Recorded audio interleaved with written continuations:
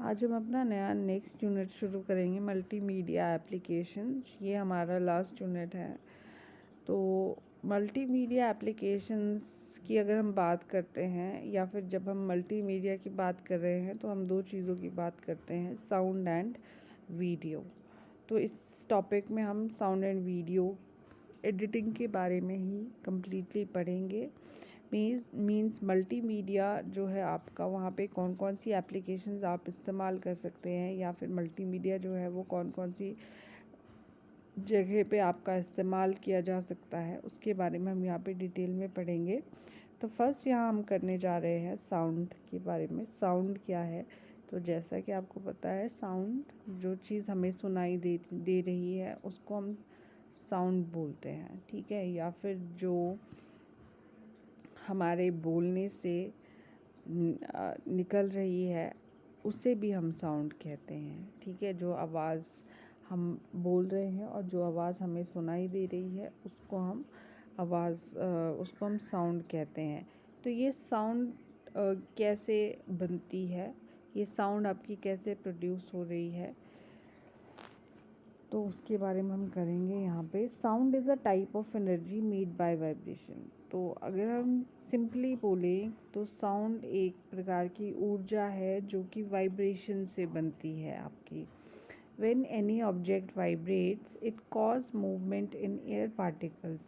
जब भी कोई ऑब्जेक्ट वाइब्रेट करता है तो उस वाइब्रेशन की वजह से जो हवा में कण होते हैं उसमें मूवमेंट होती है, जिसकी वजह से आपकी साउंड बनती है। These particles bump into the particles close to them, which make them vibrate to causing them to bump into more air particles. तो जब आपके कोई भी ऑब्जेक्ट आपका वाइब्रेट करता है तो जो अब हवा में कण होते हैं उसमें वाइब्रेशन उत्पन्न होती है। अब उस वाइब्रेशन से क्या होता है, वो जो कण है उसके पास वाले कण में वो टकरा जाता है। टकराने से उसमें वाइब्रेशन हो जाती है और उस वाइब्रेशन से क्या होता है, जो उसके साथ वाला कण है उन सब में जितने भी आपके एयर पार्टिकल्स में कण हैं वो सब वाइब्रेट करते हैं और उन सब में एक मूवमेंट आपकी होती है, ठीक है। This movement cause sound wave. इस मूवमेंट से आपकी जो साउंड वेव है वो क्रिएट होती है, ठीक है। मान लो एक यहाँ पे कण है, ये टकराया, ठीक है, इस कण से फिर और कण टकराया, फिर और जहाँ जहाँ पे भी कण है वो टकराए, तो इससे क्या हुआ, ये एक वेव सी क्रिएट हो गई आपकी। तो ये जो वेव है आपकी वो तब तक चलती रहती है जब तक कि वो ऊर्जा समाप्त नहीं हो जाती। If your ear is within the range of the vibration, you hear the sound. अगर आपका जो कान है वो इस वाइब्रेशन की रेंज में है तो आपको वो साउंड सुनाई देती है। तो जैसे कि हम यहाँ पे एक एग्जांपल लेंगे कि किस तरीके की वेव्स क्रिएट होती है और वो कैसे चलती है आपकी। Picture a stone throne into a still body of a water. आपने एक इमेजिन करना है कि आपने एक जहाँ पे पानी बिल्कुल स्थिर स्थिर है और उसमें आप एक पत्थर डालते हो, तो उससे क्या होता है, जैसे आपने ये पत्थर डाला, ये आपके वहाँ पे ऐसे रिंग्स बनते जाएंगे वेव्स के, ठीक है। और ये रिंग्स इनडेफिनेट होते हैं, मीन्स ये काफ़ी देर तक आपके चलते हैं जब तक कि इस पत्थर के जहाँ पे आपने पत्थर फेंका है उसकी रेंज ख़त्म नहीं हो जाती। तो the rings of wave expands indefinitely, the same is true with the sound। तो ऐसा ही आपका साउंड के साथ भी होता है। जो आपकी साउंड वेव्स होती है वो भी आपकी रेगुलरली इनडेफिनेटली ट्रैवल करती है जब तक कि एनर्जी उसकी समाप्त नहीं हो जाती। Irregular repeating sound wave creates noise. अगर आपकी जो साउंड वेव्स है वो कभी कम ज़्यादा हो रही है, छोटी बड़ी हो रही है, तो उससे आपका जो आवाज़ है वो क्लियर नहीं होती है, वो एक शोर उत्पन्न करती है। अगर आपकी जो वेव्स है वो रेगुलरली रिपीट हो रही है, मतलब सेम इंटरवल पे आपकी वो रिपीट हो रही है, तो वहाँ पे एक अच्छी आवाज़ आपको सुनाई देती है, like a musical note. When the vibrations are fast, you hear a high note. अब मान लो आपकी वाइब्रेशन बिल्कुल फास्ट है तो आपको बहुत तेज़ आवाज़ सुनाई देती है, और जहाँ पे आपकी वाइब्रेशन स्लो है वहाँ पे आपको धीमी आवाज़ सुनाई देती है। अब हम बात करेंगे the physical components of sound. The sound wave can be broken down into a series of basic physical characteristics. These are, तो साउंड वेव को हम कुछ बेसिक कंपोनेंट्स या कैरेक्टरिस्टिक्स में डिवाइड कर सकते हैं या फिर विभाजित कर सकते हैं। तो वो है आपकी first is pre frequency. It is defined as the number of cycles or complete waveforms that occurs with the period of 1 second. इसका मतलब है कि एक सेकंड में आपकी कितनी नंबर ऑफ साइकिल्स कंप्लीट हो रही है, मींस एक आपकी कितनी वेव फॉर्म्स क्रिएट हो रही है एक सेकंड में, वो आपकी फ्रीक्वेंसी होती है उस साउंड की।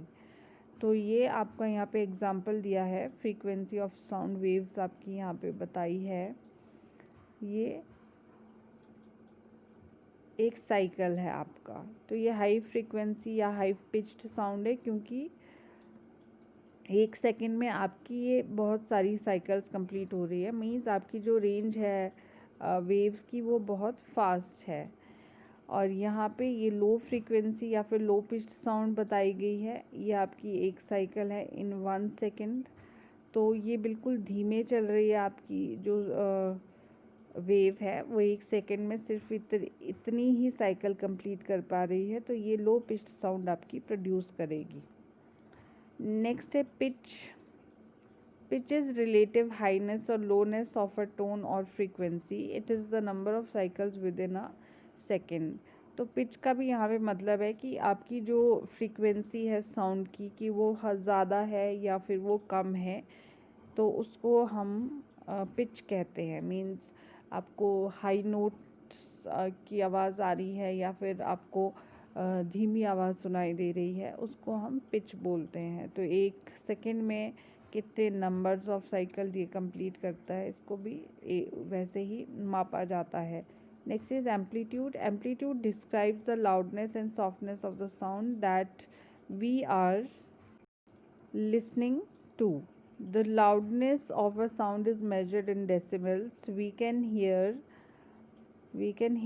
level 60 dB. dB means decibels.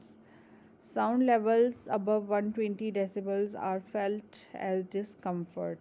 अब एम्पलीट्यूड होता है कि हमें जो आवाज़ है वो कितनी सॉफ्ट सुनाई दे रही है या फिर वो आवाज़ कितनी हार्ड है हमारी। तो लाउडनेस जो है साउंड की, मतलब कितनी तेज़ आवाज़ हम सुन पा रहे हैं, वो उसको हम मापते हैं डेसिबल में। तो जो हम आवाज़ सुन सकते हैं अच्छे से बिना किसी डिस्कम्फर्ट के, वो होती है हमारी 60 डेसिबल तक की साउंड हम सुन सकते हैं। और अगर 120 डेसिबल से ज़्यादा आवाज़ होती है तो उसको हम सुन नहीं पाते हैं, हमारे कान उसको सहन नहीं कर पाते हैं। तो ये आपका यहाँ पे एम्पलीट्यूड दिखाया गया है।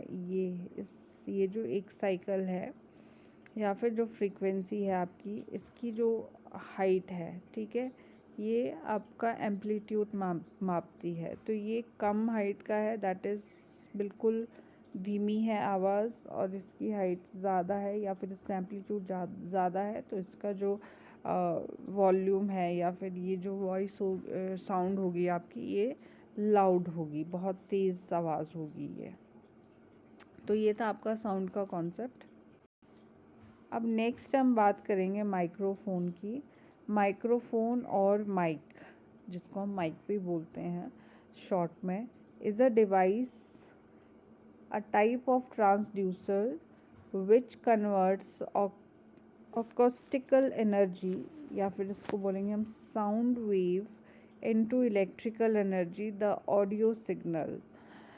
तो माइक एक प्रकार का डिवाइस है या फिर इसको हम एक प्रकार का ट्रांसड्यूसर बोलते हैं, जो कि आपकी जो साउंड अकॉस्टिकल एनर्जी मतलब जो साउंड वेव है उसको इलेक्ट्रिकल एनर्जी में परिवर्तित करता है। इलेक्ट्रिकल एनर्जी मतलब ऑडियो सिग्नल में उसको कन्वर्ट करता है। Different types of microphones have different ways of converting energy, but they all share one thing common, the diaphragm. तो हमारे पास अलग अलग तरह के माइक्स होते हैं और हर एक माइक का एनर्जी को कन्वर्ट करने का तरीका भी अलग अलग होता है, पर उन सब में एक कॉमन चीज़ होती है जिसको हम बोलते हैं डायफ्रैम.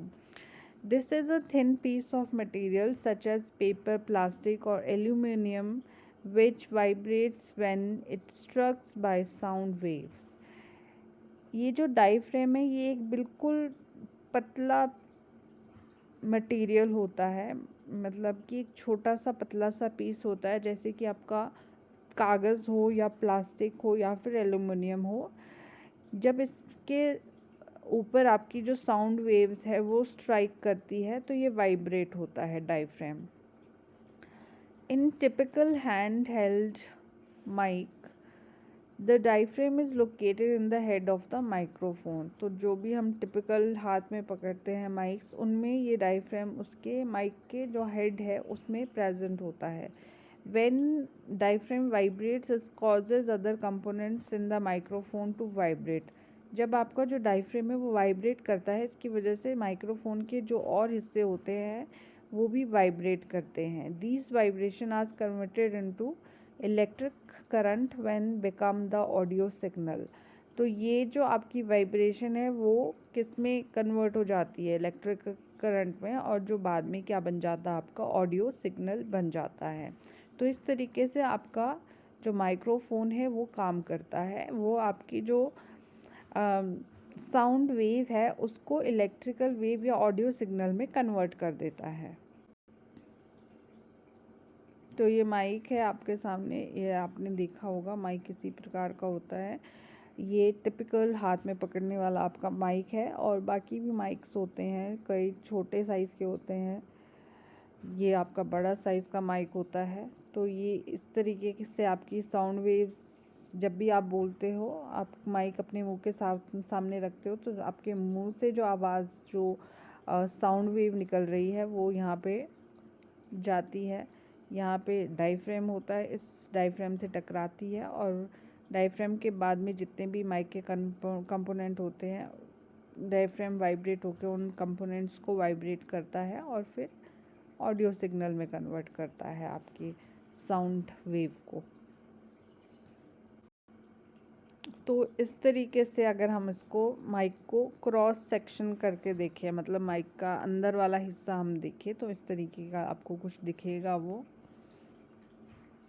ठीक है, साउंड वेव्स गई यहाँ पे, ये आपका डायफ्रेम प्लेट हो गई, ये आपका डायफ्रेम हो गया, ये अदर कंपोनेंट्स हो गए विद इन द माइक आपके. ठीक है, ये बैक प्लेट, ये बैटरी यहाँ लगी होती है,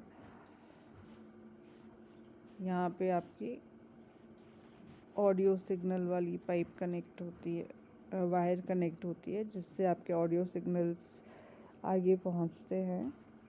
तो इस तरीके का क्रॉस सेक्शन आपको कुछ, अगर आप अंदर से माइक को देखो तो इस तरीके का सेक्शन आपको दिखाई देता है. अब है types of microphone. There are different types of microphone. Most popular of these are dynamic and condenser microphone. अब ये डायनेमिक और कंडेंसर माइक्रोफोन हम डिटेल में करेंगे. तो फर्स्ट हम करेंगे dynamic microphone. In a dynamic microphone, sound wave hit a thin metallic diaphragm that is attached to a coil of wire. The diaphragm vibrates the coil in response of the sound wave. A magnet that is positioned inside the coil produces magnetic field. It is the motion of the coil in the magnetic field which generates the electrical signal. अब dynamic microphone क्या होता है आपका, जब आपकी जो sound wave है वो डायफ्रेम को हिट करती है, तो जो डायफ्रेम होता है वो एक वायर की पूरी कॉइल होती है, उसमें अटैच्ड होता है. तो जब आपका डायफ्राम वाइब्रेट करेगा तो वो जो कॉइल है वो भी आपकी क्या प्रोड्यूस करती है, जो कॉइल में आपका डायफ्राम होता है वाइब्रेट करता है जब आपकी साउंड वेव उस पर हिट करती है। तो उसी के साथ में क्या होगा, आपके उस कॉइल के अंदर एक मैग्नेट लगा होगा जो कि मैग्नेटिक फील्ड क्रिएट करता है। ठीक है, तो ये जो आपका कॉइल का मोशन है वो मैग्नेटिक फील्ड जो जनरेट हो रही है उसकी वजह से इलेक्ट्रिकल सिग्नल को भी जनरेट करता है। तो इस तरीके से आपका डायनेमिक माइक्रोफोन्स काम करते हैं। ये आपका क्रॉस सेक्शन है डायनेमिक माइक्रोफोन का। इस तरीके से आपको कुछ डायनेमिक माइक्रोफोन दिखेगा अगर आप उसको अंदर से उसका हिस्सा देखोगे।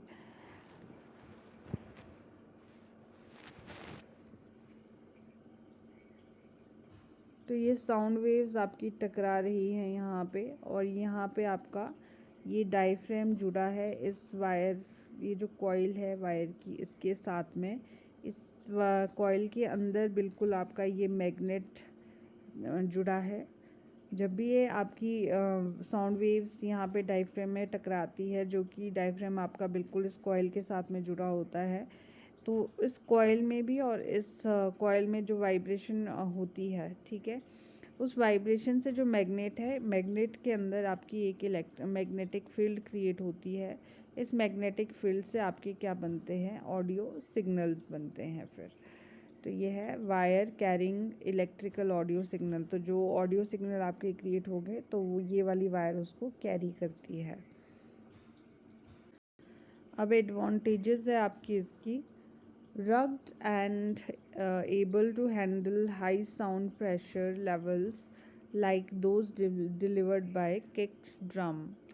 तो ये आपके जो माइक्रोफोन होते हैं इसको आप कैसे भी रफली यूज़ कर सकते हैं, और ये बिल्कुल जो अगर आपकी हाई साउंड प्रेशर भी है उस लेवल को भी ये बिल्कुल सहने में समर्थ होते हैं। Provide good sound quality in all areas of microphone performance.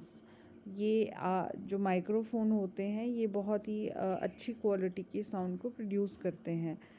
They do not require a power source to run. इनको यूज़ करने के लिए आपको पावर सोर्स की ज़रूरत नहीं होती है, मतलब आपको इलेक्ट्रिसिटी से इसको कनेक्ट करने की ज़रूरत नहीं होती है। दे आर रिलेटिवली चीप, ये आमतौर पर ये सस्ते होते हैं। अब है इनकी disadvantage, generally not suitable for recording instruments with higher frequency and harmonic like violins. तो अगर आप इन माइक्रोफोन का इस्तेमाल कहीं रिकॉर्डिंग इंस्ट्रूमेंट्स के लिए करना चाहते हैं जहाँ पे हाई फ्रीक्वेंसी ऑफ साउंड को रिकॉर्ड किया जाता है, जैसे कि वायलिन है आपका, जो वायलिन इंस्ट्रूमेंट है जो बजान संगीत में आपका इस्तेमाल होता है वायलिन, तो वैसे इंस्ट्रूमेंट को में की वॉइस या साउंड को रिकॉर्ड करने के लिए आप इन डायनेमिक माइक्रोफोन्स का इस्तेमाल नहीं कर सकते हैं। अब नेक्स्ट है आपके condenser microphone. Condenser microphone use a pair of charged metal plates, one fixed the back plate and one movable the diaphragm forming a capacitor। तो जो कंडेंसर माइक्रोफोन होते हैं उसमें आपके पास एक जोड़ा होता है चार्ज मेटल प्लेट का, जिसमें कि एक आपकी फिक्स्ड बैक प्लेट होती है और एक मूवेबल डायफ्राम होता है, जो दोनों मिलके एक कैपेसिटर आपका तैयार करते हैं। When a sound wave hits the diaphragm, the distance between the two plates changes, which produces a change in electrical characteristics called capacitance।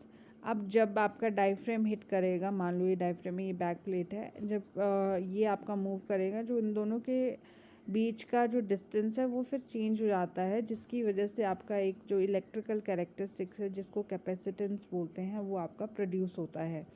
It is the vibration of spacing which produce the electrical signal corresponding to the sound picked up. अब ये जो आपकी vibration हो रही है इस spacing की वजह से, उससे क्या होता है, आपका इलेक्ट्रिकल सिग्नल प्रोड्यूस होता है, ठीक है, और वो इलेक्ट्रिकल सिग्नल आपका किस पे डिपेंड करता है, जो साउंड पिक की गई है माइक्रोफोन द्वारा। This requires a power source to charge the plate. This is usually done using a battery. तो इस ये चीज़ जो मूवमेंट है, इस मूवमेंट के लिए आपको एक पावर सोर्स की ज़रूरत होती है ताकि आपकी जो प्लेट्स है वो चार्ज हो सके। और ये जो चार्जिंग है ये यूजुअली बैटरी के द्वारा आपकी की जाती है। ये आपका कंडेंसर माइक्रोफोन है, कुछ इस तरीके का आपका दिखेगा अंदर से। अगर आप उसका क्रॉस सेक्शन देखते हो तो ये साउंड वेव्स आपकी जा रही है यहाँ पे। ये आपका डायफ्रेम है, ये आपकी बैक प्लेट है यहाँ पे, ये आपका रेजिस्टर है और ये आपकी यहाँ पे बैटरी है जो कि इन दोनों प्लेट्स को चार्ज करने में इस्तेमाल होती है। और ये आपका ऑडियो आउटपुट वायर है जहाँ से आपका ऑडियो सिग्नल कैरी कर होता है आगे। तो इस तरीके का आपका ये कंडेंसर माइक्रोफोन का क्रॉस सेक्शन होता है आपका।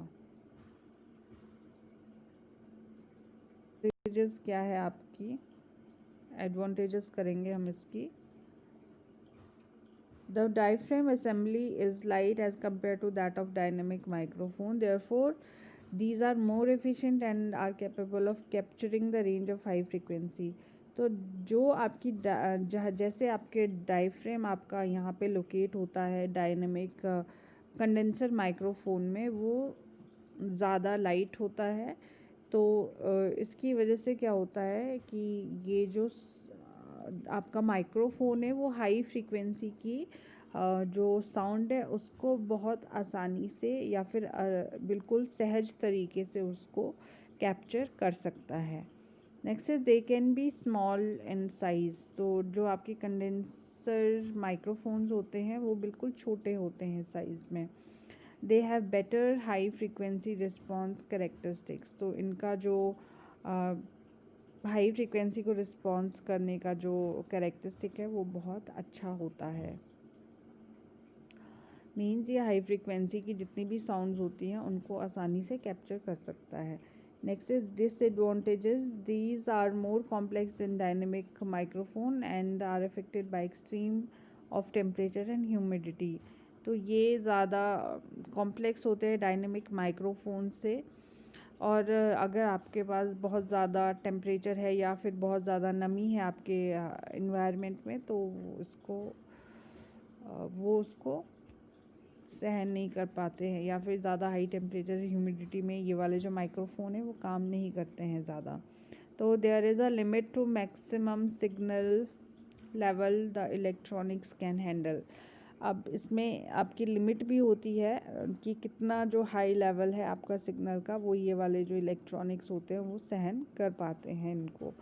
दे आर मोर एक्सपेंसिव, ये ज़्यादा एक्सपेंसिव होते हैं बजाय डायनेमिक माइक्रोफोन्स के। तो ये थे इसके आपके एडवांटेजेस एंड डिसएडवांटेजेस। ये कुछ डिफरेंट टाइप्स के माइक्स यहाँ पे दिखाए गए हैं। कंडेंसर माइक्स भी है, डायनेमिक माइक्स भी है। ठीक है, कंडेंसर जो छोटे शेप के वो हैं आपके वो कंडेंसर माइक्रोफोन है और जो बड़े शेप के हैं वो डायनेमिक माइक्रोफोन्स है। तो डिफरेंट काइंड्स ऑफ माइक्रोफोन्स हैं जो आप इस्तेमाल करते हो to convert your sound wave into electrical energy और ऑडियो सिग्नल्स। तो ये है आपके माइक्रोफोन्स। तो आज का हमारा यही टॉपिक है। कहीं पे भी डाउट है आप पूछ सकते हैं।